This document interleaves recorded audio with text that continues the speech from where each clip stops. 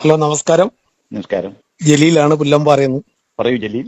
9-ാം തീയതി, മെയ് 9-ാം തീയതി ഞങ്ങളുടെ ഡൽഹി അവിടെ അഹമ്മദാബാദ് AICC 8, 9, 10. ഈ മാസമല്ല, അടുത്ത മെയ് ആ മെയ് 9-ാം തീയതി തലേക്കുന്ന് ബഷീർ സാറിന്റെ ഒരു അനുസ്മരണം ഞങ്ങൾ വെക്കുകയാണ്. Very good. ഞാൻ വരും. കൃത്യമായി വരണം. പിന്നെ പ്രേമേന്ദ്രൻ MP ആണ് ഇതിന്റെ തലേക്കുന്ന് ബഷീർ അനുസ്മരണം ഇതിനു വേണ്ടിയാണ് നിങ്ങളെ വിളിക്കുന്നത്. ഓക്കെ. അപ്പൊ ഞാൻ വരും, അന്ന് കണ്ട് നോട്ടീസിൽ പേര് വയ്ക്കത്തക്ക രീതിയിൽ ഏർപ്പാടുണ്ടാക്കാം. ഓക്കെ.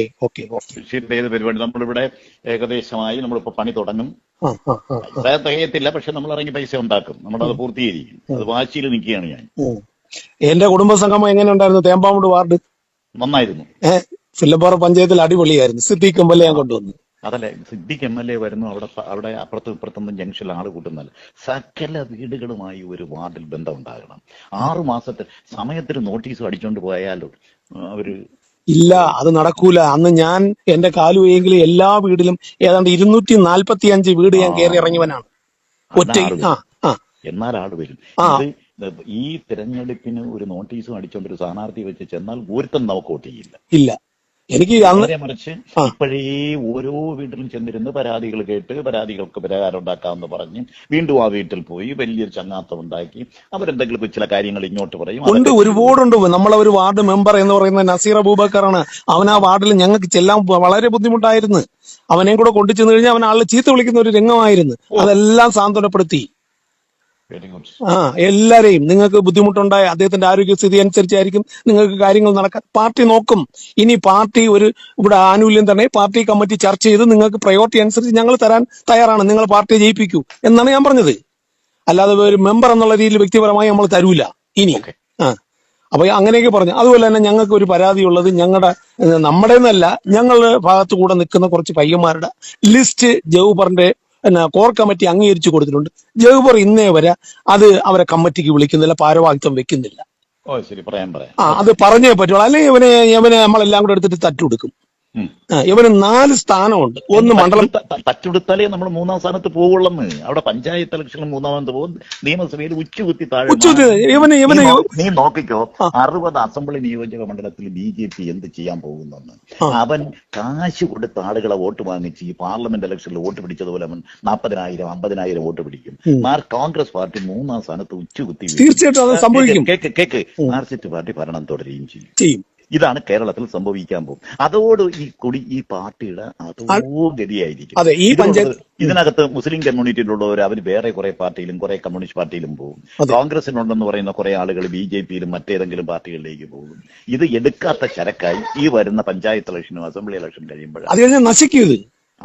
അത് ഉറപ്പാണ്. പ്രത്യേകിച്ച് പഞ്ചായത്ത് ഇലക്ഷൻ നമ്മൾ യാതൊരു ബ്ലോക്ക് ഭാരവാഹികളുടെ കാര്യത്തിൽ 100 പേരെ വയ്ക്കും. പാർട്ടി ഇറങ്ങി നടക്കാൻ ആളില്ല. പ്രസിഡന്റുമാരുടെ ലിസ്റ്റ് ഇവിടെ തന്നെ വേറും ബോഗസ് ആയിരുന്നു. അത് അവിടെ നിന്നല്ല, ഞാൻ ജില്ലയുടെ കാര്യം നാട്ടിൽ ഇറങ്ങി നടന്ന് ജനങ്ങളുടെ ഒക്കെ പോയി കണ്ട് നല്ലൊരു സംസാരിക്കാൻ 10% സ്ഥലത്തേ നമുക്ക് ആളുള്ളൂ. ഇത് നമ്മൾ മനസ്സിലാക്കാതെ മുമ്പോട്ട് പോവുകയാണെങ്കിൽ എന്റെ ജലീലെ വെറുതെ വീരവാദം പറഞ്ഞ് നമ്മളൊക്കെ നടക്കാമെന്ന് കുഴിച്ചും ഈ പാർട്ടിയെ ഓരോ ഗ്രൂപ്പും പറഞ്ഞ് ഓരോ താല്പര്യവും പറഞ്ഞ് കൂടെ ഇതിനെ കുഴിച്ചു മൂടുന്നതിന്റെ ഉത്തരവാദിത്വം നമുക്കല്ല. തീർച്ചയായിട്ടും. ഇപ്പൊ പുല്ലമ്പാറ പഞ്ചായത്തിൽ പ്രസിഡന്റ് 4 വാർഡിൽ കുടുംബയോഗം വിളിച്ചില്ല. വെള്ളുമനടി, പന്തപ്പിലാവിക്കോണം, പാലാങ്കോണം, പുല്ലമ്പാറ മണ്ഡലത്തില് പാണയം. പക്ഷെ ഈ 4 വാർഡ് നമ്മളെ കയ്യിൽ നിന്ന് പോകുന്ന രീതിയിലാണ്. നമ്മളെ നേതാക്കള് മണ്ഡലം പ്രസിഡന്റ് ഇടുന്ന ഗ്രൂപ്പിൽ അങ്ങിടും. ഒരു നേതാക്കൾ ഒരു പയ്യന്മാരെ കണ്ടാൽ പോലും ഒന്ന് തൊളിക്കേ, നാളെ നമ്മളെ പരിപാടിയാണ്, മറ്റന്നാ 3-ാം തീയതി UDFന്റെ പരിപാടി, നിങ്ങൾ വരണം എന്നൊരു ഭംഗി വാക്ക് പറയില്ല. അതാവും നമ്മളെ പ്രവർത്തകർ ചെന്നാൽ മണ്ഡലം പ്രസിഡന്റോ ആരെങ്കിലും. മനസ്സിലായില്ലേ? അതായത് നീയും മണ്ഡലം പ്രസിഡന്റും തമ്മിൽ കീരിയും പാമ്പുമാണെന്ന് അവിടുത്തെ പ്രവർത്തകർക്ക് ജനങ്ങൾക്കും അറിയാം. എങ്ങനെ അവിടെ പാർട്ടി രക്ഷപ്പെടും? ഒറ്റ ചോദ്യം ചെയ്യുകയാണ്. ഞാൻ കീരിയും പാമ്പ്, ഞാൻ കോൺഗ്രസിന് വേണ്ടി പറയുന്നത്. ഇത് ഞങ്ങളുടെ മണ്ഡലം പ്രസിഡന്റാണ്, അയാൾ രാപകലില്ലാതെ പ്രവർത്തിക്കുന്നു, അയാൾ ജലീൽ ആത്മാർത്ഥമായി പ്രവർത്തിക്കുന്നു, ഞാൻ പ്രവർത്തിക്കുന്നു. അല്ല പറയുന്ന കളി അങ്ങനെ അല്ലെന്നൊരിടത്തും എനിക്കൊരു സ്ഥാനം തന്നിട്ടുണ്ട്. ഈ നാശത്തിന്റെ വഴി ഞാൻ പറഞ്ഞു തരികയാണ്. ഒറ്റ ഒരുത്തരും ആത്മാർത്ഥമായി പരസ്പര ബന്ധമില്ല, പരസ്പര സ്നേഹമില്ല, പരസ്പരം എങ്ങനെ കാലുവാരാമോ, എങ്ങനെ ബഹുജനങ്ങളെ. പക്ഷെ നമ്മുടെ മുഖം പുല്ലമ്പാറയിൽ വികൃതമാണ്. ഞാനീ പറയുന്ന വാചകം നീ കുറിച്ചു വെച്ചോ. പഞ്ചായത്ത് ഇലക്ഷൻ കഴിഞ്ഞിട്ട് പ്രസിഡന്റ് 1 വർഷത്തിന് മുമ്പ് എന്നോട് ഇത് പറഞ്ഞു എന്ന് പറയും. കാരണം നമ്മുടെ മുഖം അവിടെ വികൃതമാണ്. ഒരുത്തനെ അംഗീകരിക്കാൻ തയ്യാറല്ല. പിന്നെ ഈ ജനങ്ങളുടെ വികാരം പ്രസിഡന്റ് എന്താണെന്ന് മനസ്സിലാക്കാതെ പ്രസിഡന്റ് എനിക്ക് സ്ഥലത്തും ജോബറിന്റെ അടുത്ത് എതിരില്ല. എനിക്ക് ജോബറിന്റെ ഓരോ നേതാവിന്റെ പേര് പറഞ്ഞ് ഓരോ നേതാവുമായിട്ടുള്ള ബന്ധം സ്ഥാപിച്ചിട്ട് ഇതിനെ ചിന്ന ഭിന്നമാക്കുകയാണ് സകല സ്ഥലത്തും. പ്രസിഡന്റ് എനിക്ക് താഴെത്തട്ടിൽ ഒരു ജൗഫർ എന്നൊരു വ്യക്തിയോട് എതിരുള്ളൂ. മണ്ഡലം പ്രസിഡന്റോട് എനിക്കെതിരില്ല. ഇവൻ എന്തിനാ 4 സ്ഥാനം? ബഷീർ സാറിനെ 81 മുതൽ അറിയാവുന്ന ഒരു വ്യക്തിയാണ് ഞാൻ. 77 SLCക്ക് പഠിക്കുന്ന കാലത്ത് തൊട്ട് എനിക്ക് സാറിന് അറിയാം. 77 സാറ് 40 സ്ഥാനമുള്ള ആളാണെന്ന് പല DCC പ്രസിഡന്റുമാരും KPC പ്രസിഡന്റും. എന്തിനാണ് സുധാകരന് MP സ്ഥാനം? എന്തിനാണ് സുധാകരന് പിന്നെ നമ്മുടെ 40 സ്ഥാനമില്ലാത്ത ഒരാളിന്റെ പേര് പറഞ്ഞു എന്നാണ്? ഷംസുദ്ദീൻ എത്ര സ്ഥാനങ്ങളാ? രമണിക്ക് എത്ര സ്ഥാനങ്ങളാ? അതെ, ആ നീ അങ്ങനെ പറ. ഇത് ഏതൊരു ഒരാളിന്റെ പേര് പറ. ആനക്കുഴി ഷാനവാസ് എത്ര സ്ഥാനങ്ങളാ? സത്യം. നിങ്ങൾ അവിടെ വളർത്തിക്കൊണ്ടുവന്ന നിങ്ങളെ ആ പഞ്ചായത്തിൽ തന്നെ ഇതെടുത്ത് നോക്കുക. സത്യം. അല്ലെ, ഞാൻ പറഞ്ഞതല്ലേ, എനിക്കൊരു വേദനയുണ്ട്. ജൗഫറിനോട് വ്യക്തിപരമായ എതിർപ്പുണ്ട്. പക്ഷെ മണ്ഡലം പ്രസിഡന്റോട് എതിരില്ല.